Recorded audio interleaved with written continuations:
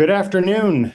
Welcome to Broadband Breakfast Live Online for Wednesday, December 11th, 2024. My name is Drew Clark, CEO of Broadband Breakfast. Happy to welcome you to an exciting discussion that we'll be having very shortly on measuring broadband on existing federal programs. But before I introduce our panelists, our guests, and talk a little bit about this subject in particular, I wanted to remind everyone that tomorrow is our in-person event called Broadband in the Trump Administration. It is going to be from 8:30 till about 3 o'clock, and it is in person at Clydesdale Gallery Place. By going to Broadband Breakfast, click on the link Trump Administration in the top, and I'm also going to pop it into the chat channel here for everyone. You can see all about our event that's taking place. It's been months in the planning. Obviously, we haven't known who's going to be president, but we've known that there would be a new president. And so we've been thinking about what we wanted to cover.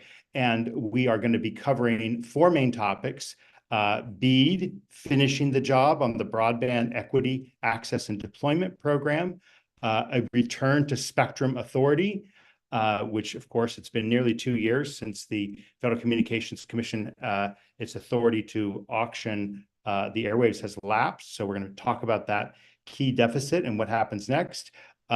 Reforming the Universal Service Fund and renewing the Affordable Connectivity Program. We're going to talk about those together, those two very thorny issues that have become inextricably intertwined. And then our fourth panel with Chevron deference dead, will courts check the next administration? Those are the four topics. But more exciting and more interesting, in my opinion, are the great legislators and executive branch officials and former executive branch officials that have agreed to attend. We are especially excited to hear not one, but two keynote addresses from two senators of differing parties. Senator Marsha Blackburn of Tennessee will be speaking first.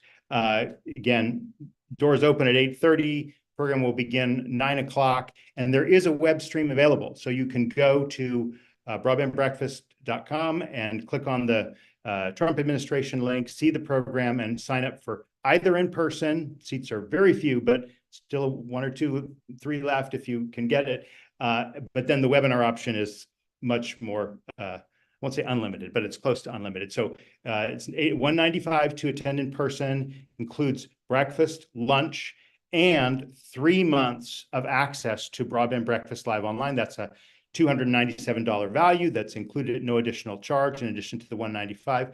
If you sign up for the webinar, it's $99, and you get 1 month's access to Broadband Breakfast. That's, again, $99 value for that $99 in addition to the webinar, and you'll be able to see all the videos of the sessions. So I've highlighted the opening keynote by Senator Marsha Blackburn of Tennessee, and I haven't yet discussed our second keynote from Senator Amy Klobuchar of Minnesota, a Democrat, and she and both of them will be obviously talking about broadband. They're both very interested in this topic. They both want to speak to this topic, and we look forward to their keynote addresses. And then kind of teeing up our conversation about BEAD, we're very excited that the current and presumably outgoing administrator of the National Telecommunications Information Administration, Alan Davidson, will be there to give us a high-level overview of the BEAD program before we have that panel diving into finishing the job on the BEAD program. And we have 3 state broadband officers, a former NTIA administrator, and moderated by, I should give a thanks to our moderators. I blissfully don't have to moderate any of the panels tomorrow. Christopher Cole of Law 360, a reporter, senior reporter at Law 360, will moderate that session. And then the Spectrum Authority session, we are also excited to welcome another legislator, Representative Bob Latta of Ohio, Republican, who's a key member of the subcommittee on communications in the Energy and Commerce Committee. In fact, he's the subcommittee chair. He will be offering, again, 10-minute remarks at the top of that Return to Spectrum Authority panel before an exciting discussion with many stakeholders, current and former, at the NTIA, as well as former Federal Communications Commissioners. That session will be moderated by Kelsey Griffiths, telecom reporter at Bloomberg News. And then I will have the chance to sit down, have a fireside chat over lunch with Hilda Legg. Hilda is now a consultant with Legg Strategies, but she was the Rural Utilities Service Administrator in the George W. Bush administration and has been very active in broadband since she left the Bush administration and has been very active in Republican politics as well as broadband. So she's really a perfect person to talk about the future of rural broadband connectivity and really taking a kind of a step back and a step forward. And then, that's not all, that's just lunch, right? It takes you to lunchtime. And then the afternoon sessions will be on, as I mentioned, the Universal Service Fund and Affordable Connectivity Program. We have two former commissioners of the FCC on different sides of the aisle, plus two other very interested parties, Rosalind Layton and Amy Huffman, speaking on that panel, which is moderated by Ryan Tracy, formerly with the Wall Street Journal and now co-writer of Capital Account. Expert on this topic, so we're excited that he'll be moderating. And then our last session, Chevron deference, dead will courts check the next administration's going to really dive into the judicial interplay that comes from telecom, right? And we've certainly seen that this year with the Supreme Court's decision in Loper Bright. Many things have changed. The net neutrality rules were presumed dead by the Sixth Circuit in a preliminary motion, and so again, the judicial, the regulatory, the interplay will all be explored by a very diverse panel that will be moderated by Lynn Stanton, senior writer at TR Daily. So that's again a taste of what you can get by participating in broadband in the Trump administration in person or online, both options available to you. Meanwhile, we are super excited to have right now another session of Broadband Breakfast Live Online. This event, this free weekly event that we've done for nearly 5 years now, we're able to do because of the support of the sponsors of Broadband Breakfast. These sponsors include Utopia Fiber, Comcast, Ookla, Wesco, Coos Systems, the Institute for Local Self-Reliance's Community Broadband Networks Initiative, the California Emerging Technology Fund, G-Fiber, Broadband Now, CostQuest, ACA Connects, NCTA, the Internet and Television Association, and Gaia. We're extremely happy to welcome our newest sponsor in Gaia. Because of the support, we're able to do these free events, which are available every Wednesday at 12 noon Eastern Time. Okay, let's open up to our panelists and change the view. We are excited to have here with us online two panelists, Brian Darr, who is the Vice President of Government Affairs at Ookla, and Andrew Afflerbach, CEO and Chief Technology Officer of CTC Technology and Energy. Sorry to announce that Tyler Cooper, who had confirmed he's the editor-in-chief of Broadband Now, he was unable to make it because of a last-minute changes. With that, let's actually just tee up extremely briefly. Brian's going to do a great job kind of building on this. And Brian, well, both of our panelists are previous guests on Broadband Breakfast Live Online. Thank you for participating. Brian in particular just has a real depth of knowledge for this topic about broadband mapping and data. He spearheads Ookla's speedtest.net. I think you kind of use more now, but that's part of the Ookla family. And you spearhead all of the company's programs on federal, state, and local governments levels and leads Ookla's advocacy efforts with lawmakers and policy organizations, and has treated, again, after my heart, he's a huge fan of crowdsourcing broadband data. And this is kind of what got me into this 15, 16, 17 years ago, the need to get better broadband data. So hats off to Ookla for building an incredible platform of data and resources. And he's going to talk a little bit about how that applies to our topic today, which is what are the different federal broadband programs? Obviously, BEAD, it's going to be talked about tomorrow, but there's also the Rural Digital Opportunity Fund, and there's many others. I'm sure Brian will talk us through a little bit more about them. What are the different requirements for providing speeds under these programs? How do those performances get measured? And how do broadband providers, how are they held accountable for their performance in meeting these expectations? Okay, that's Brian. After Brian, we're going to hear from Andrew Atherbach. Andrew is a nationally recognized expert in broadband technologies on both wired and wireless communications, working with cities, states, utilities, and nonprofits for more than 30 years as the CTO at CTC. Boy, that's a mouthful. He oversees all the technical analysis and engineering work by the firm and develops engineering technology and strategies for clients. He's worked a lot over the last few years with state broadband offices. I look forward to hearing more about the experiences that you've had there. And nice bicycle, Andrew. Really way to have your transportation right here with us. Okay, so let's, without further ado, turn it over to Brian Darr. Give us your thoughts and feel free to share slides as you take it away. Thank you, Drew. Really appreciate you having me back on Broadband Breakfast. Always enjoy being here and talking with you and the other panelists. I do have a few slides to share, and gotta get that turned on right here.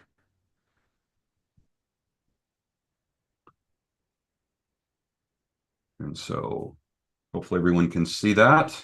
We're not seeing it. We're seeing an arrow right now. Okay. Then let me change that up. Now we see a screen. Thank you. All right. So how is broadband availability defined today here in the US? And there's different definitions for fixed and mobile. This is sort of where we sit right now as far as the FCC is concerned. This was largely driven by the rules around the IIJA, where we saw, a definition of both unserved and underserved. And so you've got 100 down and 20 up that's considered served at this point here in the US, 25 and 3, anything below that's unserved, and in the middle is considered underserved. Mobile is different. It's 35 down and 3 up is considered served on the mobile side. 7 down, 1 up is slightly changed from a 5 down, 1 up. And this really has to do with the rural 5G fund that the FCC has been trying to get off the ground for a while now. But the areas that can be challenged with mobile service are areas that do not serve with at least 7 down and 1 up. In preparation for this panel today, I went out looking for a graphic that showed really how these different programs have evolved over the years and how these speeds have evolved. I couldn't find one, so I've tossed one together. This was done quickly. If anyone has information that counters any of this, I'd love to hear about it. So please accept the fact that this was done with as much research as could be in the time allowed. But we've got the programs that are most talked about today are the ones that I've really included on this graphic here.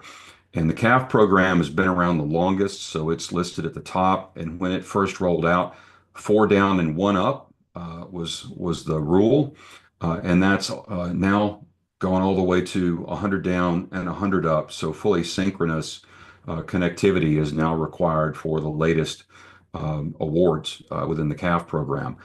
We've got ACAM that started out at 10.1 and now is at 10.20 as of last year, 2023.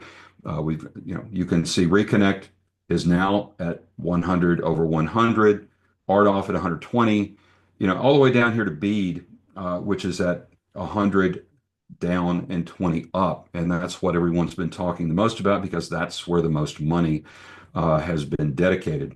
But I do think it's interesting the Capital Projects Fund has 100 down and 100 up when practical. If not, they will accept 100 down and 20 up.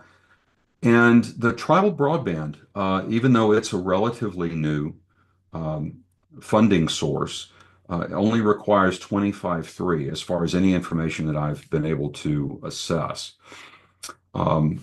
I did want to mention a little bit about satellite service. Satellite has been uh, set aside over the last couple of years in discussions looking at satellite as a minimal use of BEAD funding. And there's been a lot of talk that that could potentially change under the new administration. So I wanted to take just a moment and look at some of the current speeds that we're seeing. This is year to date 2024 for the three primary service providers of satellite internet service. And the median speeds that we're seeing here on Starlink, are over 90 now, and HughesNet has been making some fairly significant strides. I'm going to show another graph here in a moment. But just to give you an idea how many tests that we're seeing, I mean, this is 8.9 million tests that we've seen come in on Starlink, and you've got over 500,000 tests each on HughesNet and Viasat. So these are significant numbers, and it's significant user counts as well, with over 1.3 million now we're seeing on Starlink. These are the graphs that just kind of show the direction that it's going. You can see that there was a bit of a dip here on Starlink between 2021 and 2022. And I think that's indicative of the number of new customer signups that were out there before they had new equipment getting in orbit. And now you're seeing, that trend change and heading back up. And again, these are median speeds, and you're seeing the latency numbers fairly steady on the non-LEO systems, but you're seeing these latency numbers on HughesNet start to drop a little bit, and Starlink has been fairly steady. Jitter all moving in the right direction. Upload, again, Starlink is doing well there. But then I wanted to look at the best 10% of results on these systems. And what we see here on Starlink is that we're getting over 200 on download and 23 on upload. But HughesNet has made some extraordinary improvements in the service that they're providing, with 152 now as the tests that are in the top 10% are showing, and an upload that's closing in on 10 upload, but not yet there. The latency numbers also are pretty significant here, with a minimum latency on Starlink at the best 10% of 22, and HughesNet at 106. So very, very impressive changes there. But what is a speed test actually measuring? So regardless of who the ISP is, and this is true, frankly, even on satellite providers, they want to measure from the client gateway through their network into their speed test server, if they have one, and most larger ISPs and even many small ones do as well. We have speed tests actually embedded on millions of these gateways that are out there. And then we've got, if they don't have a speed test server network, then if they don't have a speed test server on their network, then they're going out to our broader distributed server network. But then at the service address, you can also get really good indications of what service is like from these types of devices too. We're also in millions of devices from Linksys and ASUS and a variety of other devices that are available to the consumers, as well as supplied by cable companies and other types of ISPs. And then people are also taking speed tests from their own equipment, computers, laptops, even Apple TV, and then they connect over Wi-Fi as well. So all of these things can impact the experience that people have and the speeds that they're actually getting on the devices that they hold. So I want to concentrate just for a moment on these, on the client gateways and these other devices, because more and more we're working with ISPs that want to see this type of information.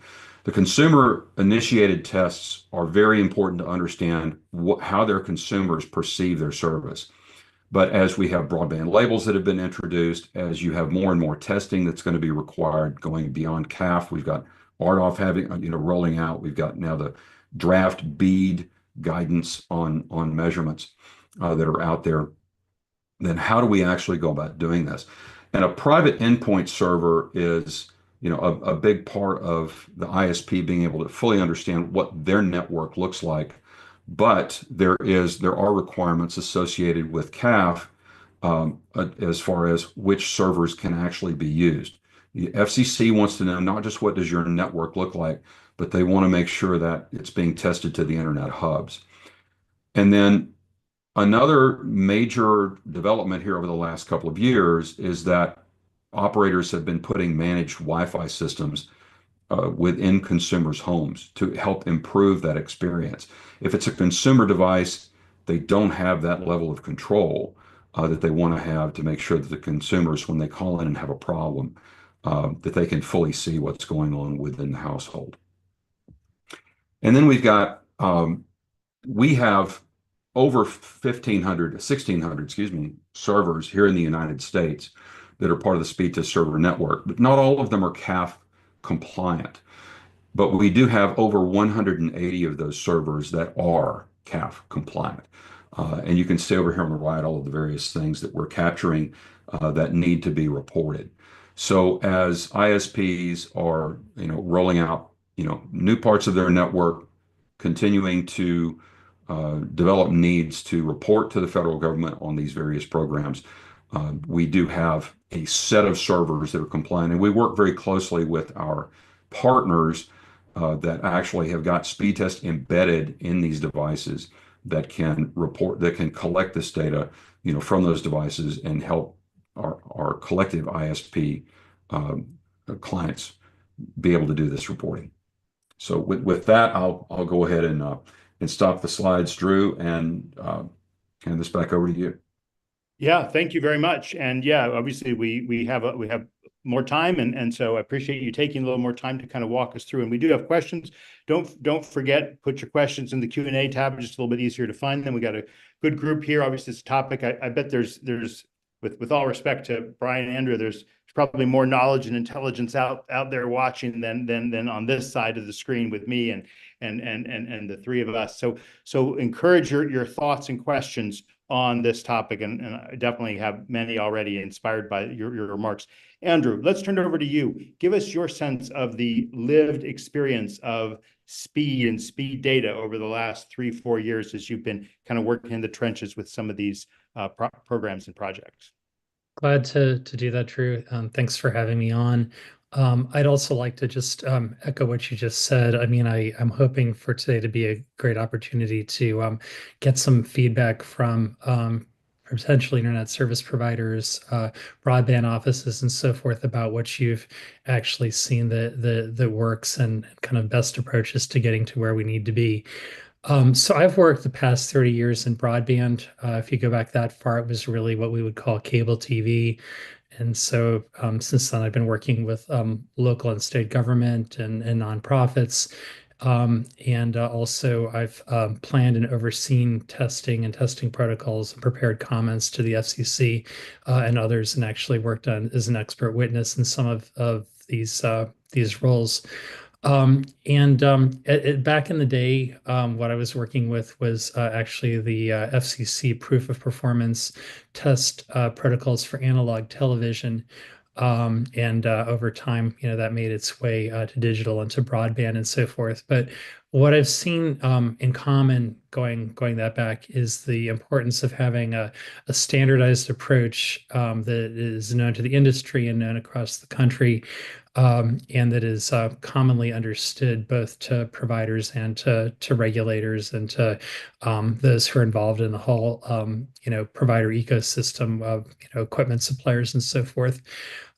It's also important to have something that's relatively straightforward and, I guess not particularly convoluted, so that within a short period of time, anybody who's in the provider or regulatory role will understand what the testing does, and what the meaning of results are, what it means when you pass, almost passed, and that sort of thing, what that really corresponds to in user experience. And I think a lot of where the years of working in this area, the procedures that Brian mentioned, have hopefully brought us to that point with broadband as well.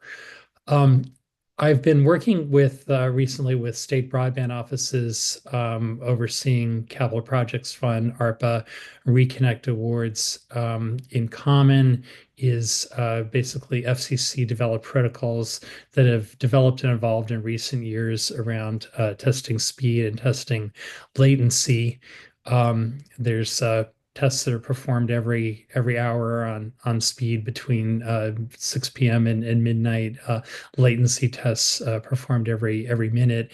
All of that's come through kind of trial and error and a statistical understanding of how success or failure at those results correspond to user experience.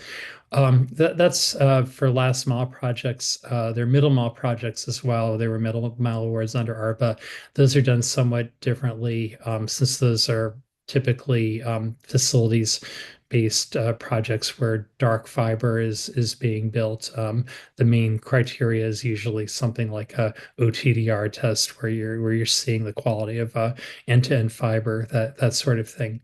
But going back to the last mile projects, I think that part of why the FCC procedures in general are I think something of a win, are that as Brian showed, they are independent of the user devices. So as opposed to somebody somewhere in their house testing with a phone of unknown capabilities and so forth, what you have is something that is where the end-to-end performance going to the user CPE or just the CPE at the premises back to an internet exchange point is what's being tested, and we know that other parts that are outside the provider control are while they're important, they're not part of either acceptance testing or just ongoing performance testing. Um, so is part of what we've been doing in my team over the past few years. We've worked with a dozen, maybe like 2 dozen small and large providers using these protocols, primarily on behalf of state awardees who need to be able to sign off on the performance of the networks or help to assess problems if problems exist. I have to say unequivocally that in my experience, the small providers learn just as quickly as the large providers. Also, we're at a stage where both the access and the cost of the technology are not significant barriers, especially in the wireline networks. And so, whereas typically things didn't always come together immediately for every provider.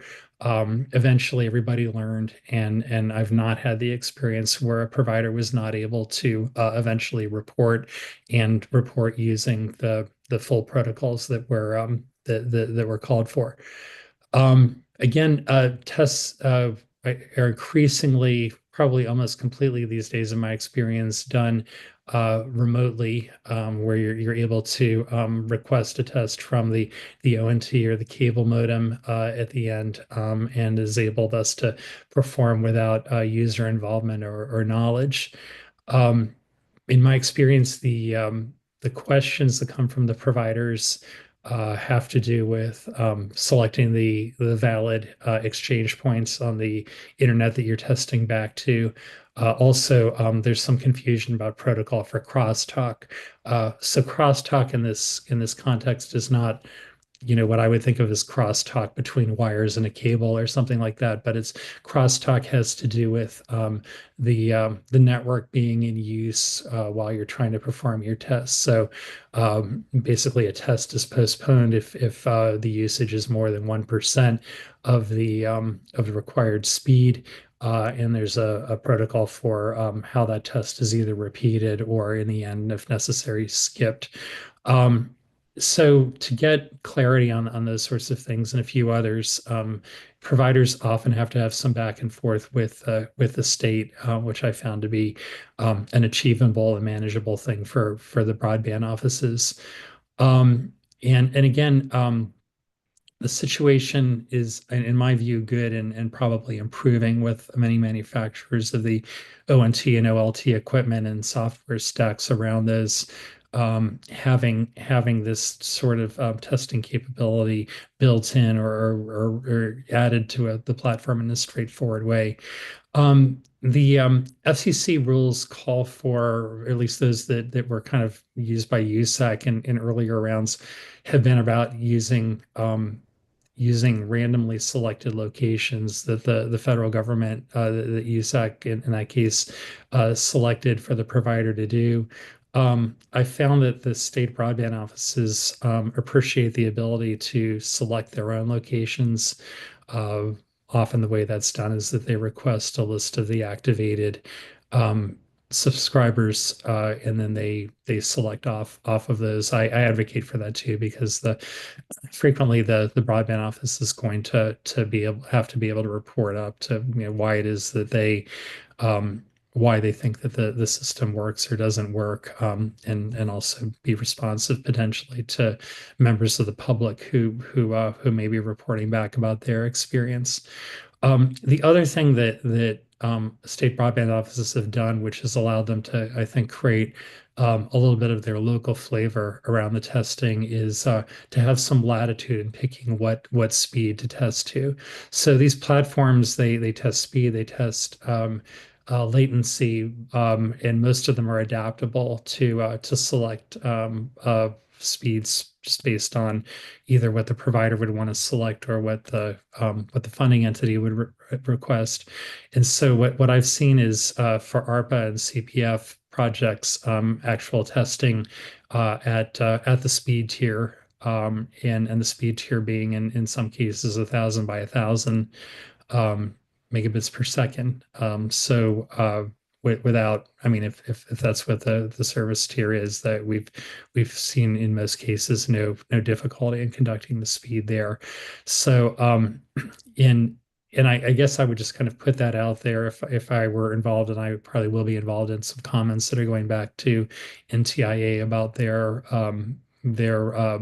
recommendations on testing. There seems to be a strong push for 100 by 20, and I would urge. I don't think that's a bad choice for what they're putting out there, but I would urge for there to be some flexibility at the state level to make some reasonable choices around that as well.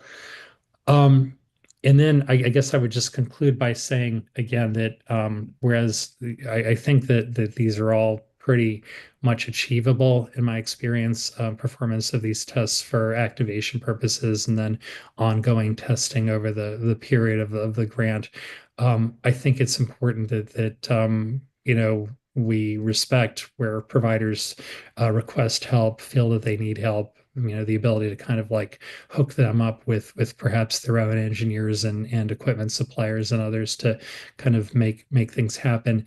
And usually what I find effective is to have webinars at the beginning on technical assistance to the providers as a group, the subgrantees as a group, and then having an open door policy for further one-on-one consultation, which could include just informal back and forth with the engineers who, in my experience, are working in good faith to try to get there and appreciate the funding entity and the oversight people putting in real time to try to help them get to the common goal, which is really to get working networks out there for everybody. So with that, I'll Yeah, let's I got a two-part question for both of you.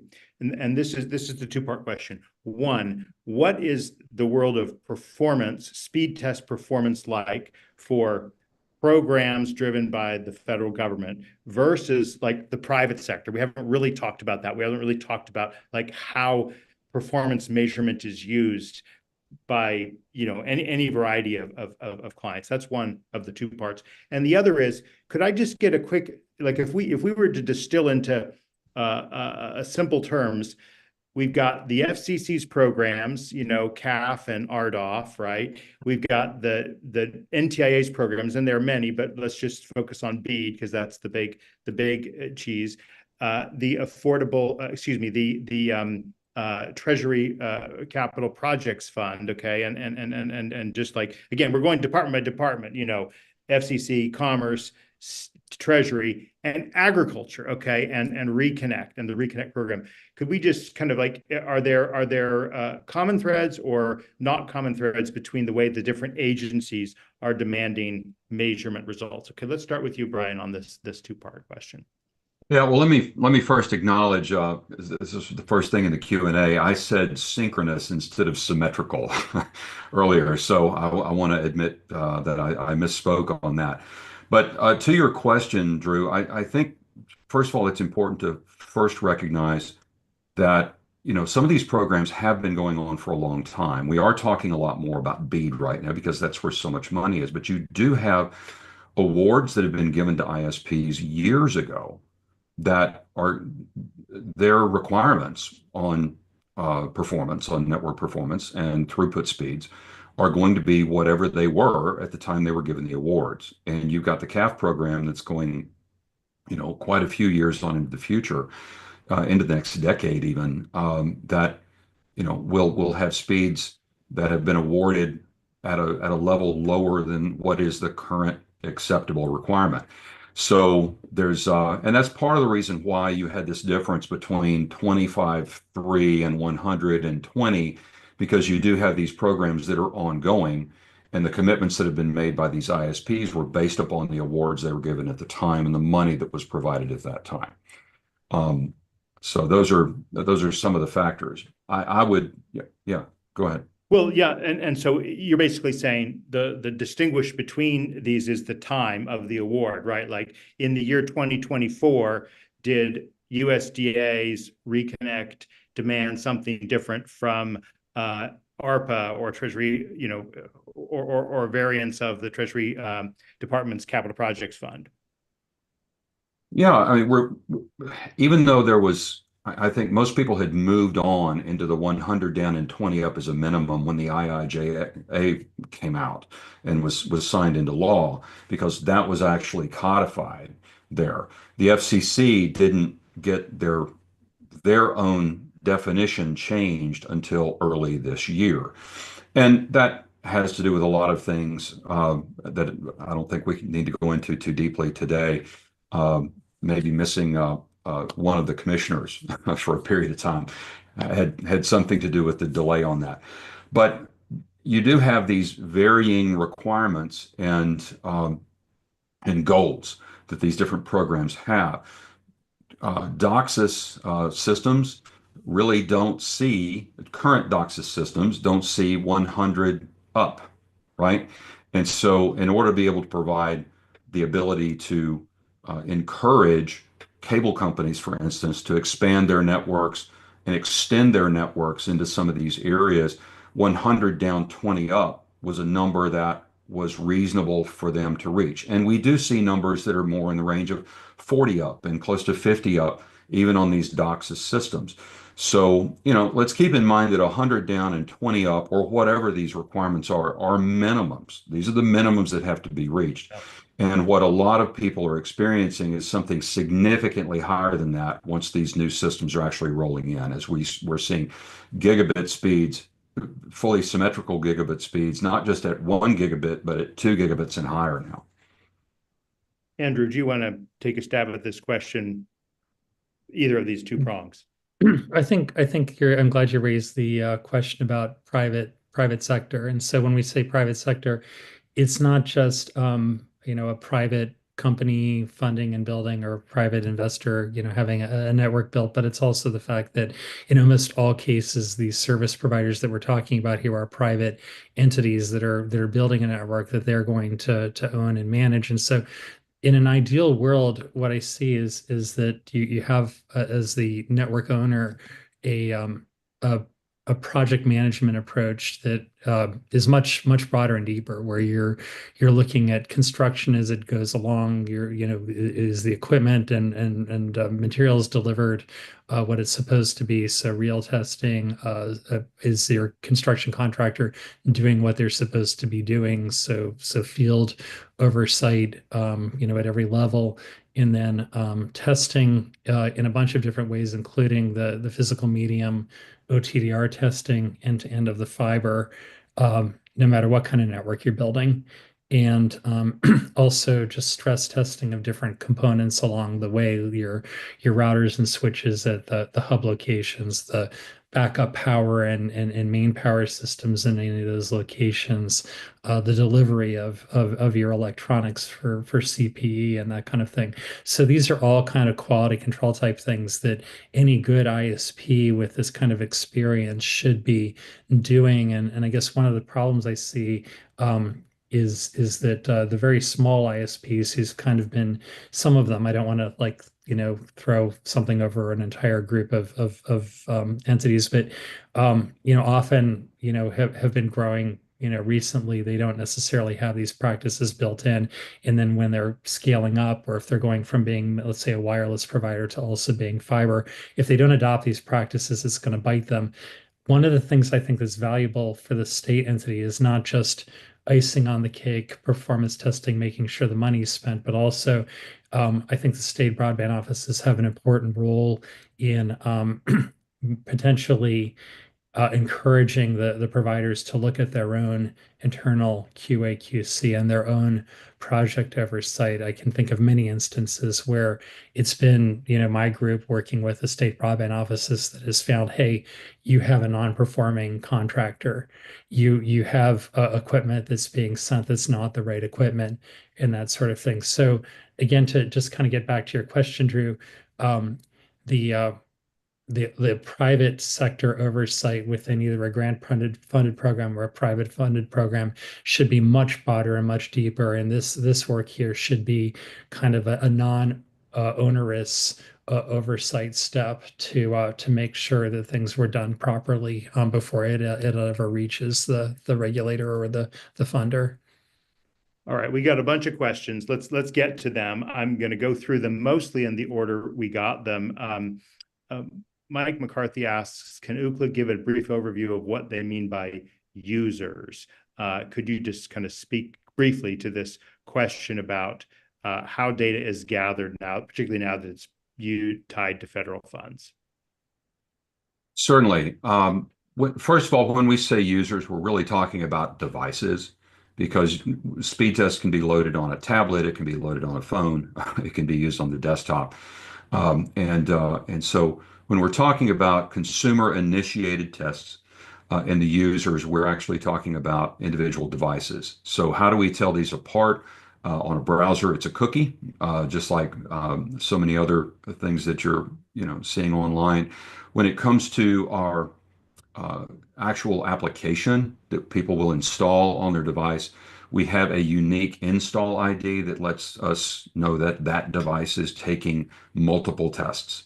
We do that to make sure that for people who are very heavy users of speed test, super users, that they don't have an outside impact on the aggregations that ultimately we release within our portal to our clients who are using this information for competitive intelligence, for understanding how their own consumers, see their service.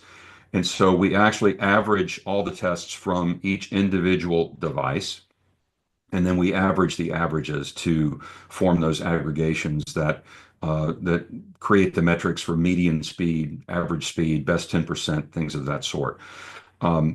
So there's that's how we keep things separated, but they are, yeah, but it's, we are GDPR compliant as far as privacy issues are concerned.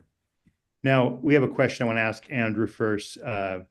Jimmy Schaeffler asks about wireless operators questioning how much speed users are marketed, especially by large wireline incumbents, as opposed to how much the typical user uses day to day.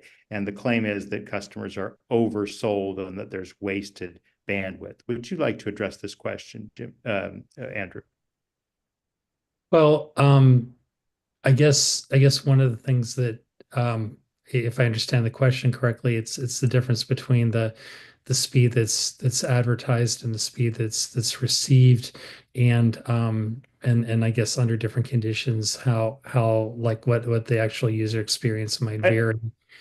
A question I often hear from wireless folks when I'm at their events and talking to them is that symmetrical is really overkill, right? You know, there's going to be 8 times more downloads than uploads at a maximum of upload speeds, right? So do we really need that level of upload speed engineered into systems? That's the question. Yeah. Okay. I see what you're saying. You know, it comes down to what users are doing, what they want to do. I mean, we've gone for a long time with asymmetrical performance, as Brian mentioned, with cable TV, DSL, and everything else, and that is simply legacy of the way the technologies have been for a long time. I mean, cable TV started, it was a one-way thing. You're just getting something, you know, we basically had to rig it up to be two-way, right? And in wireless, it's similar. You know, there's a lot that goes on trying to mediate upstream access. So it's a matter of degree. In my personal view, this is just me speaking personally, which is that you know, we have what I'm doing right now, you know, doing Zoom and things like that. It's not as much bandwidth as I need coming in, but I run into with an HFC network with my Starlink.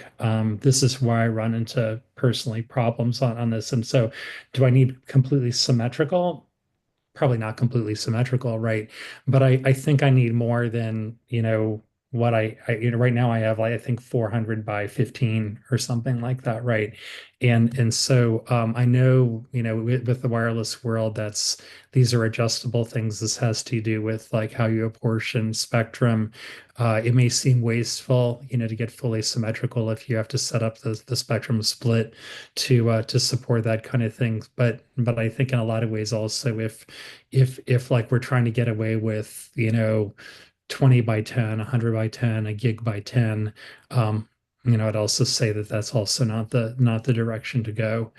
This is just me speaking personally. I think others who are, you know, different other places in the app world might feel differently about it. But I would say something that is while not symmetrical, something that's more symmetrical than what seems to have just come from, you know, the commercial sector without any sort of, you know, grant requirements.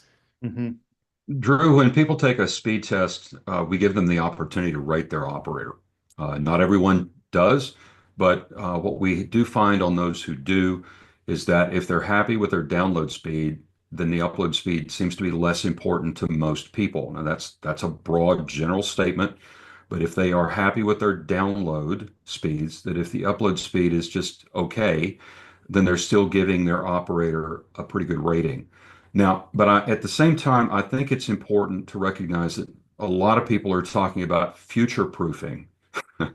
And as we, you know, as I was doing the research on that chart that I showed earlier, the earliest reference I could see to a broadband speed was actually didn't even make the chart. It was 56K. Now, you know, think about that. It hasn't been all that many years ago that we all got access to this thing called the internet, and 56K was considered pretty fast. We have outgrown that rapidly, you know, in a couple of decades. And the concern certainly is we don't know what's coming in the future. Well, let And me ask so, yeah.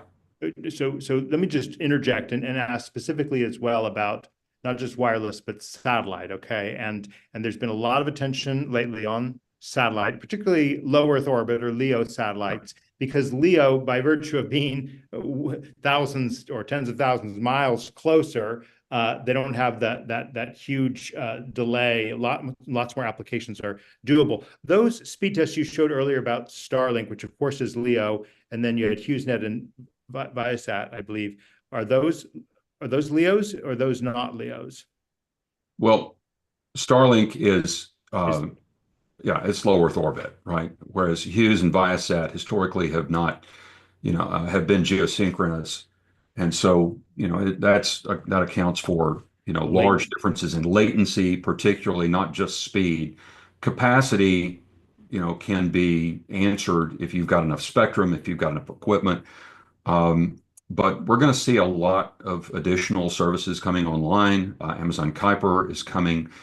We've got OneWeb. The Chinese are putting their own system in place, and so forth. So I think there's going to continue to be growing capacity. Starlink itself is nowhere near finished putting all of the equipment in orbit that they intend to. And as there is more efficiency on the technology, Yeah. as there is more spectrum available, and as there is more infrastructure equipment in orbit, then I think we'll continue to see improvements in those services. And a specific question from Rebecca Markley about, do you have data on Hawaii and Alaska speed test on satellite delivery? Is that something? We do. The chart that I showed was just nationally for the United States. We can break that out, by state, by county. We've got a lot of granularity associated with all of our data. Okay. Garland McCoy asks about, in the wholesale broadband marketplace, standards, protocols, and transparency have been in place. And it's time for the retail broadband marketplace to be transparent. And I assume Garland's getting it kind of like the whole 999 concept, service level agreements, which are standard in the commercial world. But, where can I get that in retail? Is there a reason why? I mean, what is your thoughts on this question? Let's go to you first, Andrew. Yeah, I agree. I mean, I think that would be an important thing to have, and if we're not able to get the same kind of retail, SLAs, then as a wholesaler, then I'd want to have some. I'd like to know what they are. I frequently, and I hear this from others that this is great having this top speed, here that's advertised to me by the provider. I'd like to be able to pick a minimum speed. Right. Or I'd like to pick something that has to do with downtime, or, refunds that are real, that go with performance. So, why is it not happening? It doesn't, I mean, the business case is not there for it, or the providers, have gotten away with not doing it, and there hasn't been a lot of demand, I guess, from customers, or customers don't have choice, and so they don't necessarily have leverage. But and then also keep in mind that if we are talking about like large credits for things like outages and things like that, at least in the transition period to improving performance, it's going to impact the bottom line of providers. But yeah, I think that especially in the one thing I think that's encouraging actually about BEAD and these other programs is that there is at least the beginning of an SLA in the compliance with these performance requirements that we're talking about now. So any quick response on this question of service level agreements for retail broadband, Brian? Just that service level agreements are typically tied to revenue. Providing a very, very high service level agreement, or a large number of nines with a service level agreement, is largely tied to how much a customer is paying. And so, if you've got a business customer that's paying a couple of $1,000s a month for service, and they have an outage, the operator can afford to send everybody out there that they need to get that customer back online as quickly as possible. That can be much more difficult when you're talking about just the sheer number of locations, of broadband serviceable locations that they would have to contend with, and what they might have to charge to guarantee that continuation or reliability of service. Mm-hmm. Quick follow-up for you, Brian. Dan Smith asks, how would I know if my device has Ookla software, and how would I access what it is reporting? Well, there is consumer equipment out there that actually, advertises it on the box in some cases. But much of what I was referring to before, where you've got an ISP that has put speed test within their CPE, within their gateway, often you're really not going to know that. They have loaded that remotely with the capabilities that exist out there today to be able to do that. And we build a specific version of it for them so that information is proprietary. If they're using if they have a license to run those speed tests to us, whether it's to our server network, or whether it's to an individual or an endpoint server that they own and operate themselves. So you're not necessarily going to know that, but what a lot of people can see is that if they go to their ISP's website and it allows them to run a test directly from their gateway. There's a fairly good chance that that's actually speed test built into their gateway, so that when they're taking the test, it's coming directly from the ISP's equipment. Jack Belcher asks a good question that kind of maybe gets us into some blue sky territory. He's referring to Larry Irvine, the former head of the National Telecommunications and Information Administration, the Clinton administration, who popularized the term digital divide. And so I guess the question here is, who is underserved? How do we get at who underserved is? And Jack Belcher is raising the point that state broadband officers say they're following federal guidance. But I'd like both of your questions as to how do you determine if someone is underserved? Andrew, you want to go first? Yeah, Jack, I appreciate that question. There is this numerical guidance that the federal, as you're aware, unserved is 25 by 3 or less, underserved is 100 by 20. I think there's a broader grouping though of individuals that are being ostensibly have the 100 by 20 or 200 or 300 speeds available from an incumbent provider. Okay. However, the two things. One is that service is frequently nowhere near affordable for parts of the community, and another is that the speeds and so forth and the reliability are substandard. And if there is not competition in those areas, and these are not just rural areas that nobody has built plant to, but areas that have been, probably had quote unquote broadband service like since the past 20 years, that basically without that impetus, there isn't a whole lot of pressure to either get them something else or something better. So we're working actually with a large city in the South that basically decided they wanted to change the rules altogether, primarily for the population that's not just broadband underserved, but underserved in almost every other criterion you can think of, and they've started a public-private partnership with a large capital bank that is now funding citywide fiber to the premises in the city. They made some changes as far as the right-of-way ordinances. They kind of lined up their whole business community and so forth behind this. But I would say, underserved frequently means it correlates with underserved in all other sorts of areas. And I think the frontier after BEAD is done is to look at these supposedly served areas and areas where there is enough critical mass to support some other type of broadband, whether it's wireline or mesh wireless or something like that, and start addressing these issues around cost and just poor performance of a provider who knows that they don't have to do any better.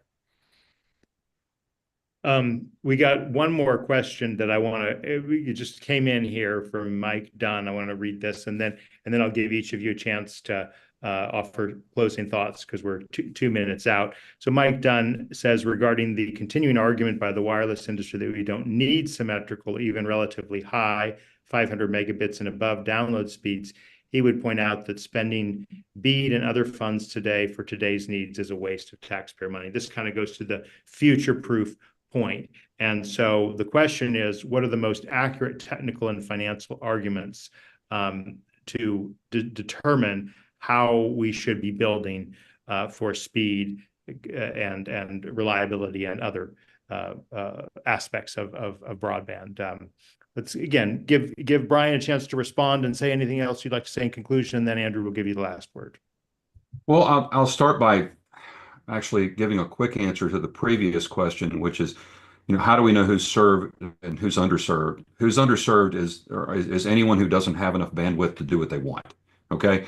And I know that sounds almost a little silly, but it's true, because if you have a household with a single person in it, then their needs are going to be very different than someone who has got multiple people in the household, maybe working from home as opposed to people who are working outside the home.